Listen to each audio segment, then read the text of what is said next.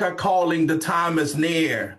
A land of growth where dreams appear, where hearts so bold and skies so wide. Opportunity waiting on every side, from bustling markets to skies so bright, a world of potential, a future in sight. With skilled hands and mind, I saw Africa promise so much more.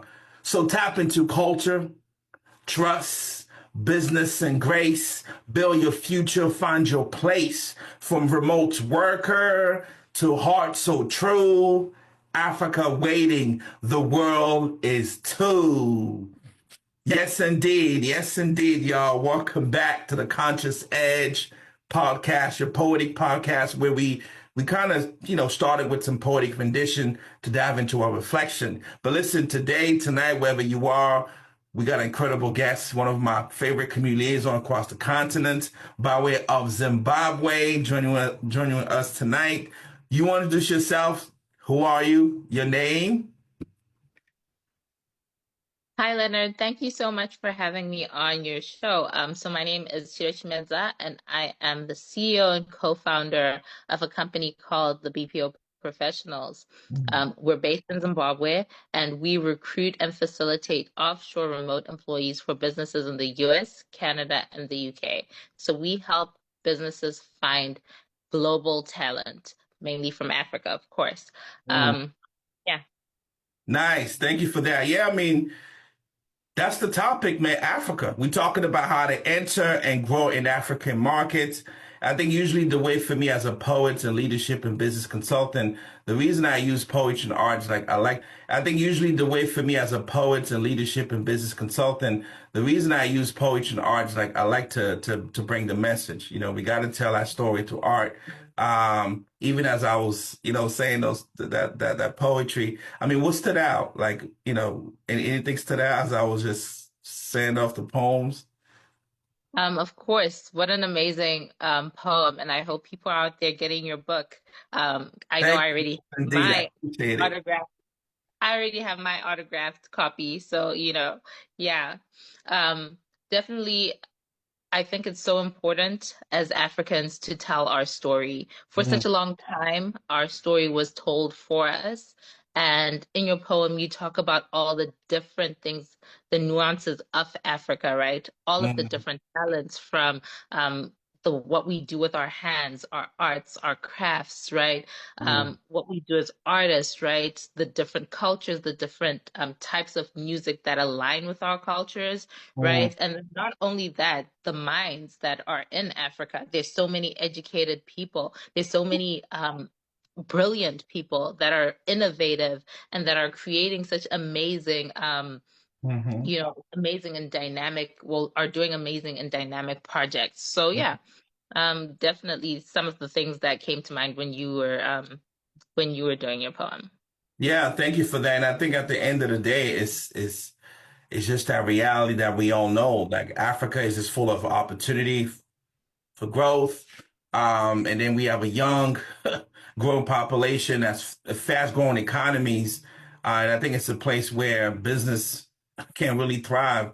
And we always talk about the data, but like when you talk about the market size, was it 2.5 trillion? Africa Hmm. economy is huge, man. I think for me, when I hear this data of Africa is a 2.5 trillion economy, what does that mean? Like, what does it mean for me and you? What does that mean for investors, U.S. investors, companies, small business? For me, it's simple. It just means a lot of room for business to grow, right? Yeah, for me, it screams opportunity, right? It screams opportunity for everyone. It screams opportunity for the people on the continent, but it also screams opportunity for people in the US and the UK and kind of globally, because we're now living in a global world, right? It's no longer isolated to who can you see or touch on a daily basis, but Yeah. uh, you know, Amazon has taught us that, right? Just overnight shipping, right? I know, right? I get my yearly Amazon. I think there's a fee that I pay for, but you get that. Yeah, Amazon taught us that. And I know I remember, and even I remember, yeah, I remember that when you were in Boston, I think as we building this project of teaching U.S. businesses and investors and just the global market how to penetrate the market, we did talk about like localization because we know it's important because it's like people ask how to succeed, you know. So, for people to know that, hey, you got to make your product fit the local need and culture because across the continent, it's trust, man. Loyalty for customer is so important because I tell people the US is a different market than the continent. You got 54 countries, we mean 54 markets, different opportunity. But let's dive into Zimbabwe, Zim, right? Because I know one of the biggest opportunity and I think we can make the case for a big return of investment for any investors out there, any small business that kind of want to look at entering the market side to just this whole remote workforce, right?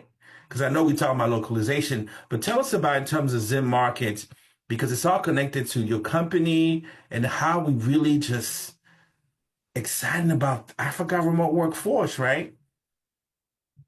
Of course, Zimbabwe has a fast-growing, semi-untapped Hmm.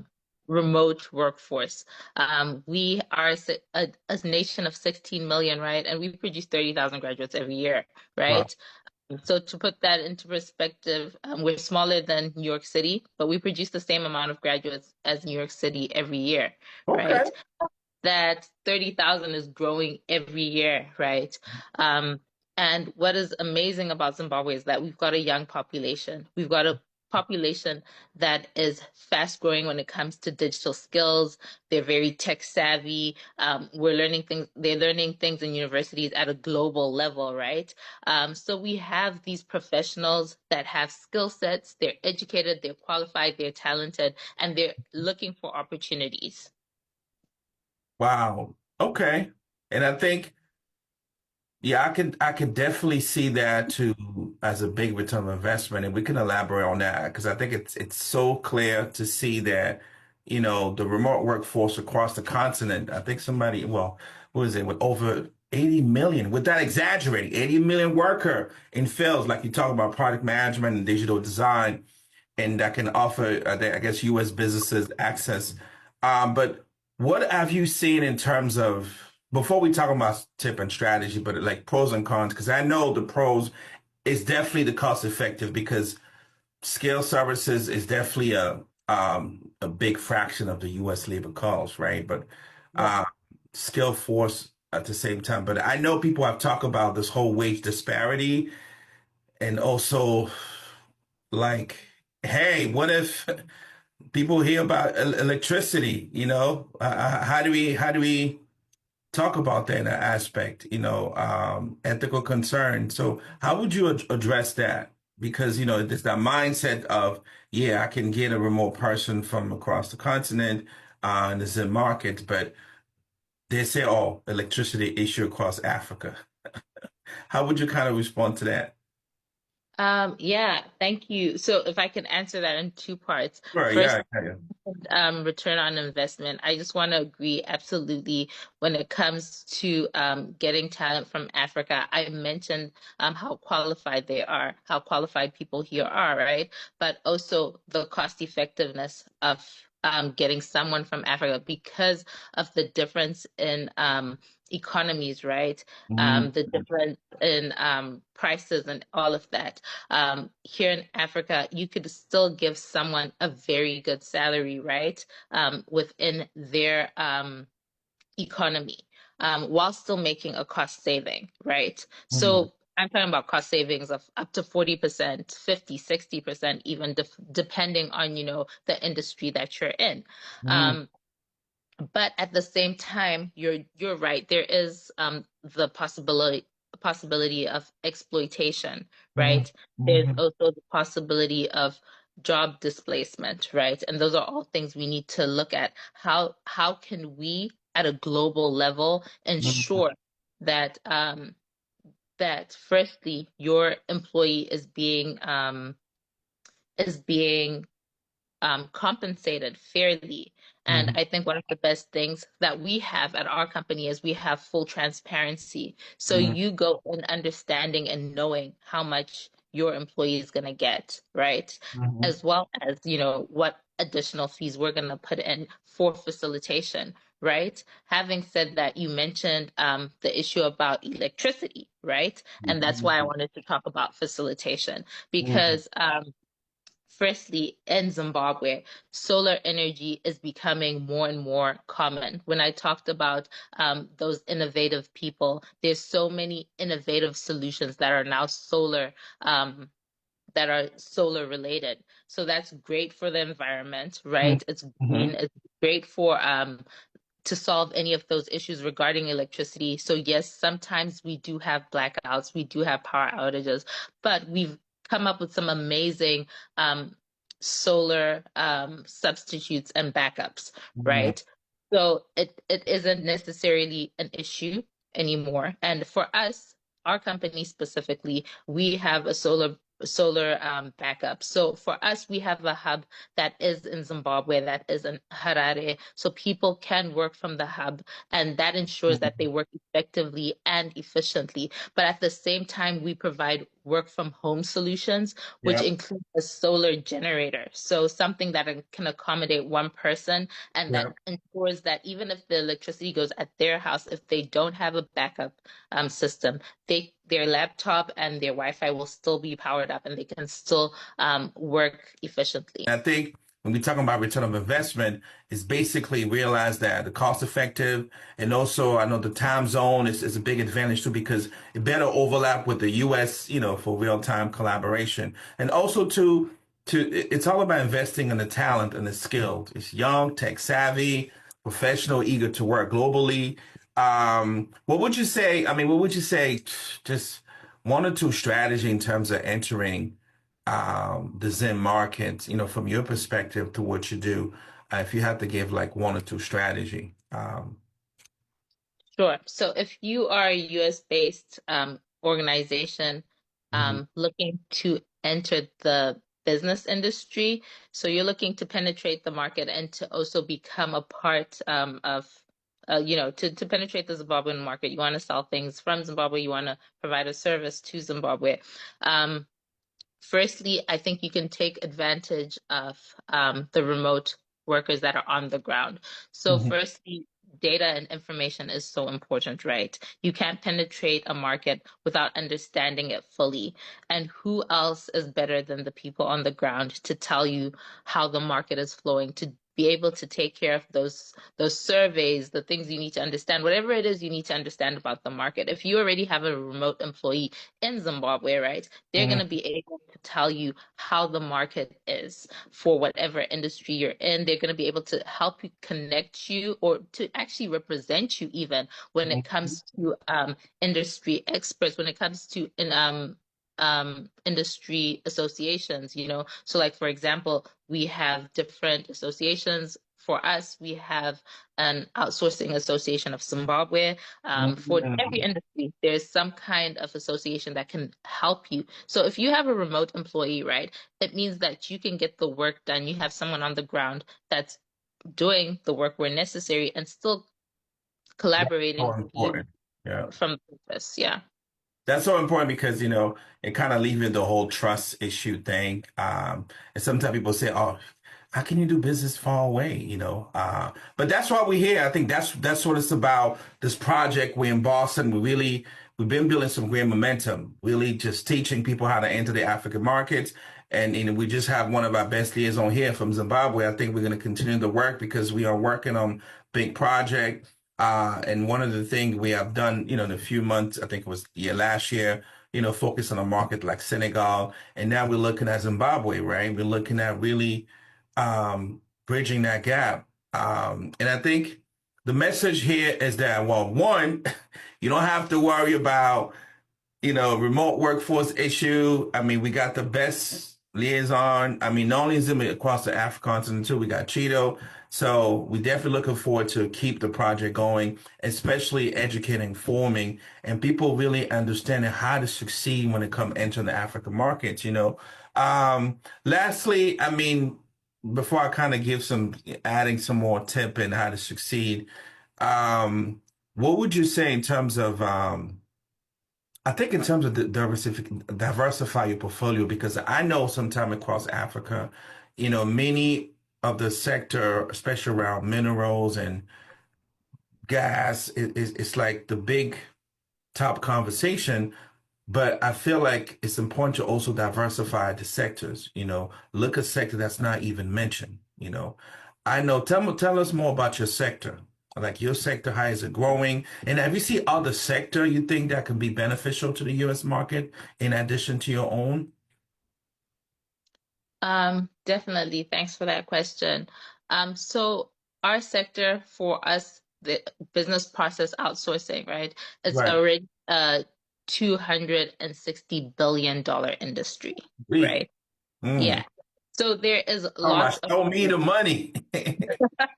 right? So there's lots of room for people to there's a very big pie on the table, right? Mhm. And I know traditionally people had looked to outsource from places like India, the Philippines, Yep. places like that. But I think Africa is becoming a fast hub, especially because of all of the new infrastructure that has been put in place over the past decade, right? Yeah. Places not just in Zimbabwe, South Africa, Ghana, Kenya, Mhm. Nigeria, all of those places, we have a lot of really good infrastructure that has come into place, right? Um, over the past decade. And not just that, right? Our workforce is significantly young. Africa actually has the youngest workforce, right? So if I can call it longevity, right? Indeed. Right? Which is definitely an advantage. And of course, with the young people, they come with the tech savviness. They understand the digital space way more. Yeah, so that's some of the real benefits within my industry, right? You asked about other industries as well, and something that I would definitely mention is that whatever industry you consider doing, right, make sure Mhm. you do your due diligence to understand the industry experts within there, right? Mhm. One, two, the associations, like I mentioned before. Every sector has an association in Zimbabwe that can help you and that can guide you in a way that is transparent and trustworthy. You mentioned trust. That's a biggest fact, one of the biggest factors when Sure. it comes to investment, right?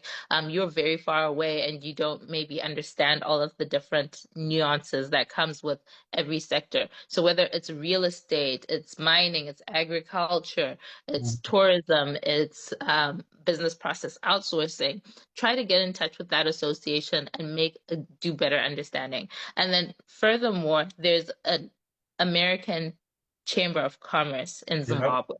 Oh, So I nice. Really? believe that is a great place to start because they can provide you with more information. Your embassy is always going to help you and guide you and lead you to trustworthy people that can really assist you in whatever you're trying to achieve. Doing. But yeah, I mean, at the end of the day, folks, it's about getting the best return. So, lastly, just adapt your business to the local markets, build strong relationship. What other tip? Engage with the community for lasting loyalty because using African young population, man, is you basically contribute to the innovation, to startup success. Yeah, I think you follow these steps, man. You just you definitely your business can thrive in these African market and definitely see great return and great investment. So, yeah, folks, that's it. Listen, I hope y'all really at least inspire. We definitely want to thank Cheeto to stopping by. She's coming back soon. She's traveling, doing an amazing thing. So, look, stay inspired, stay composed, and until next time, you've been consciously exposed. Peace.